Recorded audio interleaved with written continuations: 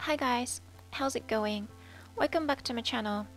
This is the second video on YouTube and I made the first one like in 2018. It's like more than 2 years ago. I don't want to be lazy anymore here, so I am going to be more active. I want to be, and I want to make more interesting art and hopefully you guys enjoy it. Okay, let's move on to process. I forgot to record the part of a sketch and line art, silly me, so it starts from the middle. And this time, I am going to skip non-explanation of the painting part, but I'm gonna tell you some tips I usually do to make my finished art look better. I mean, I am going to explain that how I add the finishing touch to it. They're gonna be your finishers for your art. Before that, let me tell you a little bit about the art that I'm drawing here. They're characters from Fire Emblem, which is a popular video game, and I am the artist of some of its projects. They're Fire Emblem Cipher and Fire Emblem Heroes, but this art is just fan art, so it has nothing to do with it officially. The white-haired woman is called Edelgard, and the blue one is Belette. I hope I said their names correctly. It's always hard for me to say someone's name in English. Anyway, Fire Emblem is video game series which I've loved ever since when I was a child. Yeah, I could talk about it forever, but not this time. Maybe I can make some videos that I talk about this game if you have interest in it. Let me know if you do. I love to talk about what I love and I love to listen to someone who talks about what they love. Just simply because loving something creates motivation to draw. For your information, my art program is Clip Studio and I draw it on an iPad. I was a big fan of Sai before, but I thought Clip Studio is the best for me now. It has more useful tools than Sai has and less complicated than Photoshop. And we can't download Sai on an iPad anyway. I was afraid that my iPad wouldn't be enough spec-wise, but it works so far. I do most of my work on it. Well, in the last part of this video, I am going to tell you the tips that I mentioned before. So till then, watch how it goes.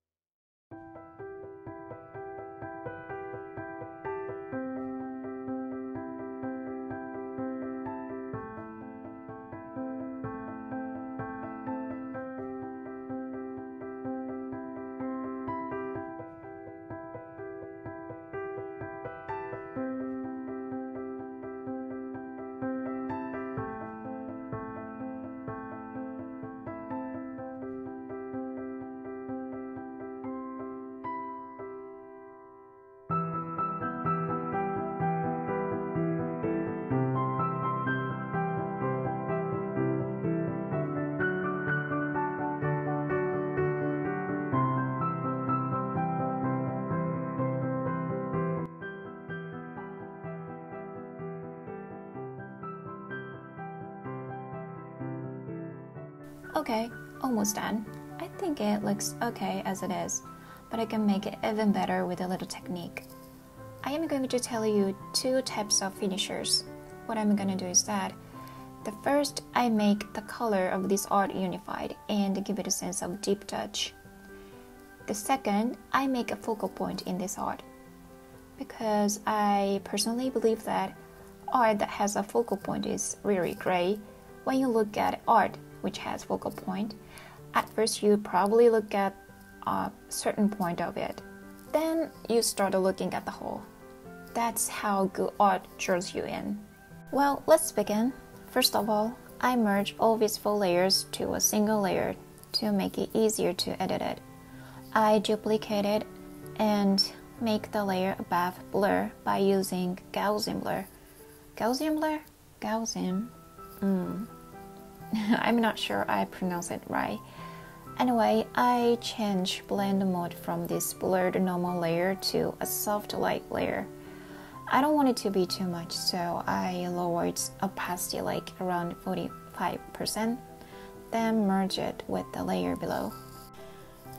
I control color balance. It depends on what kind of art I paint, but mostly I want it to be a little bit more reddish and bluish, so I move the color bar where I want it to be to get it closer to my image. See how it gets a sense of color unity and deep touch. Next, let's make a focal point.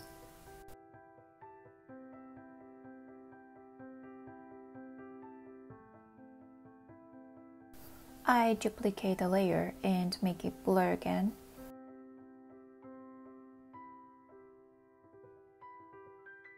And I erase the area around their faces and hands with a soft eraser in this blurred layer. And I merge it with the other one.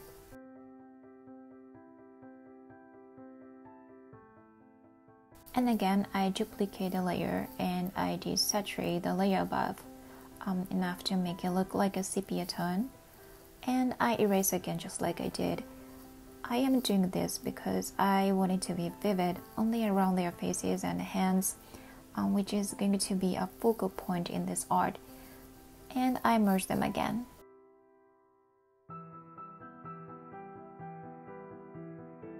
I think it's enough for making a focal point, but one more technique doesn't hurt. Chromatic aberration. To be honest, I never knew what to call this effect even though I apply it to my paintings a lot. I googled it, confess.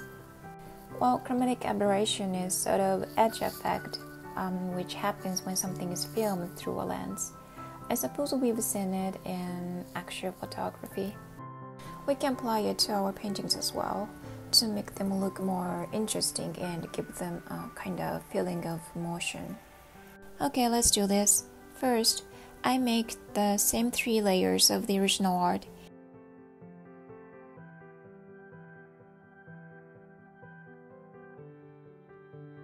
And apart from that, I make red, blue, green layers.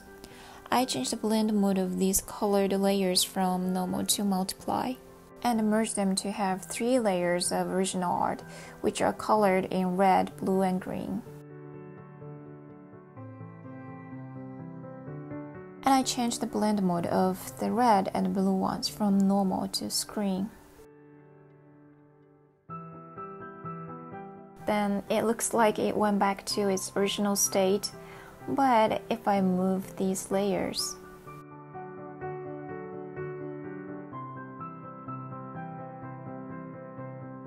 see, the edge effect appears, and I merge all of these 3 layers.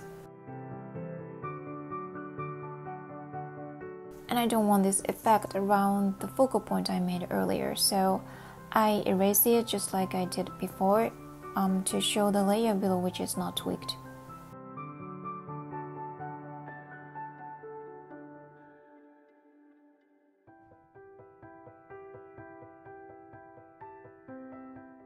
Okay, I think it's done.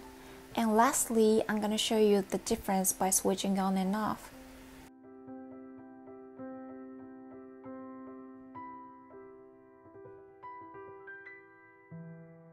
Thank you for watching my video. think I might have confused you because of my English. I know I have. And besides that, it wasn't my first tutorial video, but I'm here hoping to share my art and to study English. I think I said that in previous video too, but I hope I get better at speaking as I post something here. So I'm gonna keep making art videos and I'd be happy if you enjoy them. And yeah, I talk to you guys later. Bye bye.